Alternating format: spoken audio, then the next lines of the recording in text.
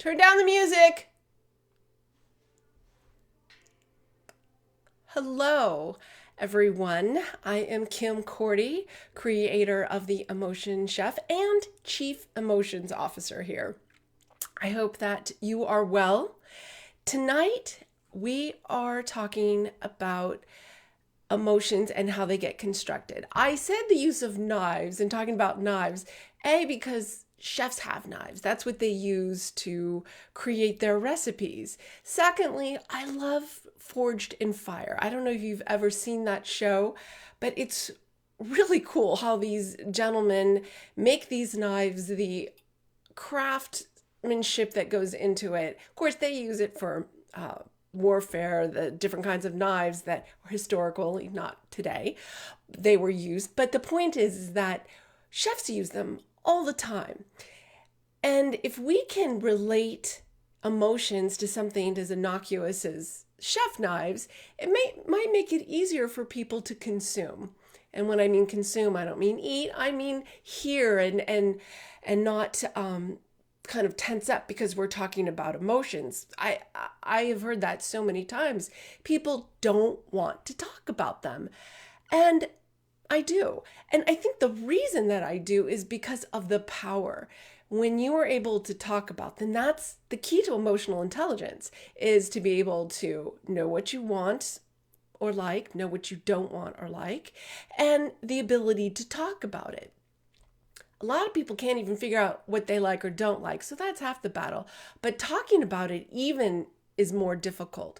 So if we can open up the conversation by using things related to cooking, food, recipes to help you to see that it's really not that difficult, or make it easier for you, that is my goal. That's what the Emotion Chef is all about.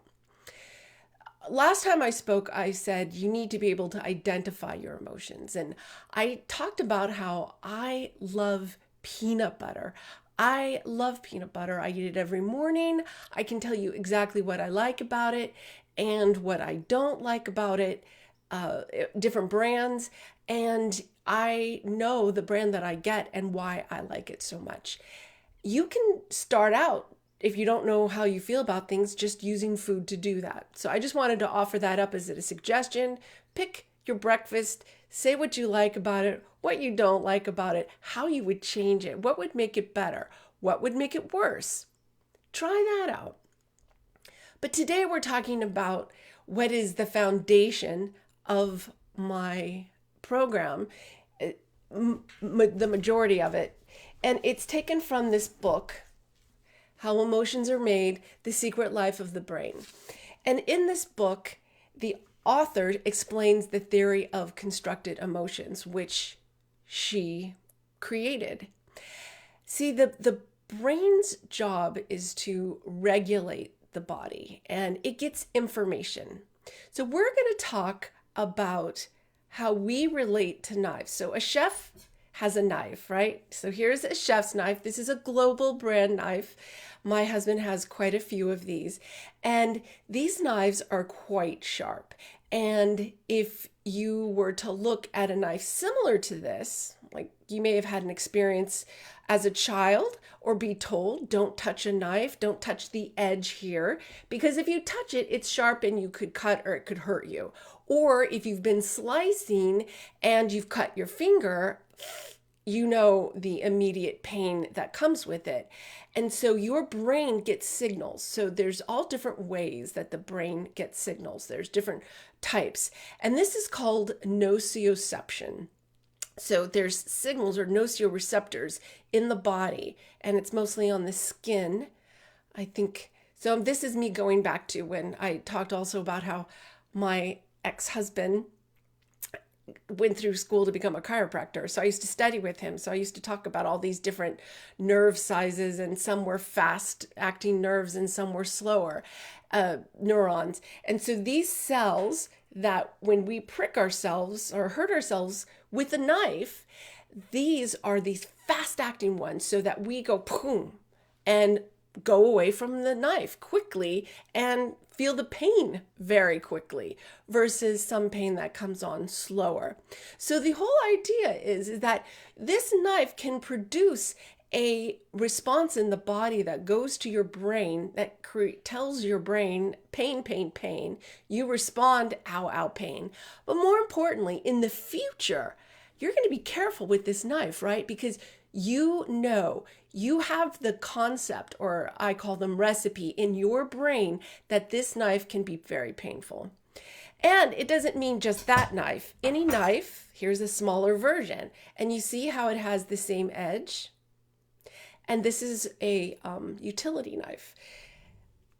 You can't believe how many knives chefs have. They have knives for butchering, they have for fish, for certain vegetables, for paring. They have all types of knives, and they are very careful in how they use these knives because they're for a very specific purpose. Like this is a bread knife. I don't know if you can see, it's a serrated edge. It's sharp, but it's not as sharp, and it's used for bread.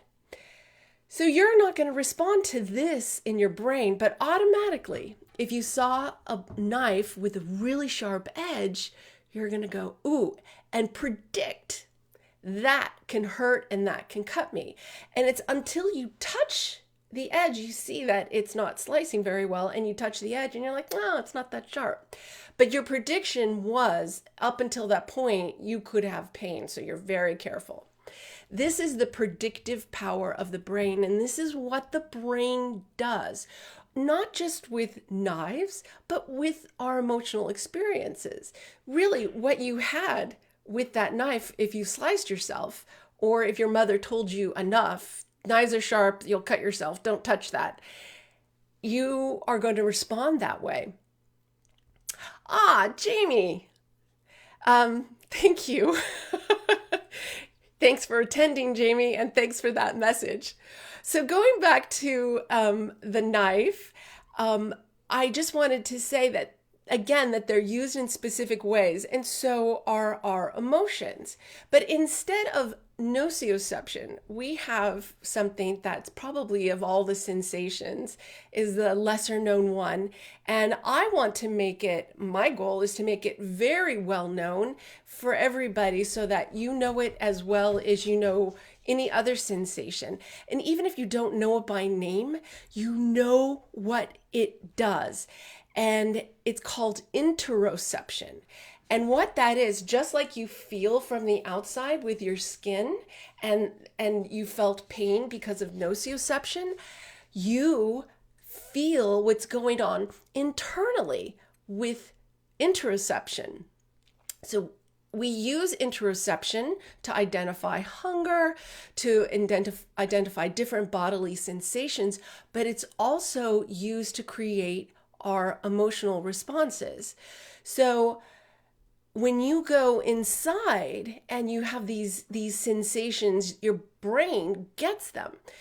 So many people think that other people create your emotional responses. I don't know if you do. I used to think that it was someone else. My sister made me mad because she used to all the time, especially my older brother, Jeff. He always used to irritate me, and it was him. But really, it's our internal responses when we have these interoceptive signals that go in, or these little messages that go up to the brain, and then the brain says, I got to make sense of this. I have to do something with this information. And what I do with this information is go into my brain cookbook. So my mom, I don't know if your mom has it or if your dad, because everybody cooks. My husband cooks in our family. If they used to have one of those little containers and there's like a 4x6 card, and she would pull it out and she would have recipes. She would tape recipes from newspapers on there, or she would write out a recipe from my grandmother. I still have a card here somewhere. Oh man, I wished I'd pulled it out. My grandmother's recipe for cheesecake. I keep it close because that was a thing. She used to make me cheesecake. But it's in our head, and we have, just like grabbing a knife and getting it close has a response. So we have responses to different things in our environment that create an internal signal that goes up to the brain. So our brains don't do anything. They sit, oh, they do something, but they don't do any, have sight. They get signals from the eyes. They don't hear. Your brain doesn't. It gets signals from your ears. So all over your body, your brain is just getting is in this black box getting signals. So these signals now tell the brain, I got to do something. And let's say your recipe, well, Jamie, you're listening. Give me a word that you want me to make up a recipe for. I'm going to put you on the spot, dear lady. But the recipe that is in your head, whether it be for sadness or for irritation, that would have involved my brother not paying me for the paper route. And I would get irritated because I would always do the paper route for him and he would never pay me or my sister. So there we go. Childhood recipe. And then it goes in and looks at all of these situations in our subconscious where, we had these experiences, and it goes, boom, I think this one is the closest. This one looks like it's the winner, and we're going to launch this emotional response, and there it is. And you have the opportunity to either just let it happen or to change it. Let's say, I recognize this as irritation, but I'm not going to be irritated. And that's where you've got emotional intelligence, right? So when you can recognize the emotion and say, no, this isn't right, or it is right, however you want to do it, and then pivot from there. That is the ability to identify it and to regulate. And so much research has been done that identifies interoception, or your ability to recognize these internal sensations and then identify the feeling with it, and then be able to change it, just like I was talking about. So interoception is really, really key. Being able to identify how you feel inside, because it's the signals that go up to your brain. More importantly is that you can learn to give your brain more recipes. How many people respond the same way to different situations? They're always getting angry at this, that, and the other. And there's even people who say, why are you so angry? And that's because not enough recipes up there. They have so many situations. It's diluted, right? Like there's this huge situation where they cook up the same thing. They haven't learned how to dissect or to identify when they might be irritated or miffed or irate instead of angry, or maybe they should be enraged. There's just this whole variety. Think of it like spice. How much is it overly salty or overly peppered? And that's what I'm talking about. And this is what you learn with the emotion chef. Because the key to emotion regulation, the key to being able to stop and say, I am miffed, I'm not angry, and all of the issues that come when you get angry all the time. This is what gives you better health, better relationships, better way of interacting with the world. And also you have that knowledge so you can talk to yourself and talk to others about how you feel. I can't stress enough to you that just as I am my own chief emotions officer, you are the same in your life. You have the skill set. It's there, it's innate. It's just a matter of developing it. Because if you know how emotions are constructed, then you know how to deconstruct and reconstruct. It's kind of like, I don't know, like well, Legos. That's it, Legos. You can make something in Legos and it comes out and you could follow like whatever that direction was and then you can redo it however you want. And it's the same with your emotional recipes. You can change your emotion recipe to respond differently to situations. And what you do is you lay out that for your brain, just like you learned how to touch a knife and see when it's too sharp or not too sharp. Learn how to apply just enough pressure or learn how to slice. You know, chefs are trained how to slice. Their fingers go in, they chop, chop, chop, chop, chop. And you can do the same thing. So I want you to know it's not as scary as you think. And you don't have to necessarily go back in your past to what made you angry to stop and say, I don't want to be angry at this. I want to do something and I want to be different at it. I hope that this was helpful, and I hope that you maybe learned a little bit something new today. And I hope that one thing you learned is interoception, those feelings that are inside and how important it is to emotion regulation and to being able to identify your emotions. If you're interested in learning more or learning how to do it using the idea of emotions being recipes, come to the Emotion Chef. I have to tell you, I am a project manager. My background, I know it's kind of like an odd mix, but this is my passion. What paid me a lot of money for a long time was being a project manager.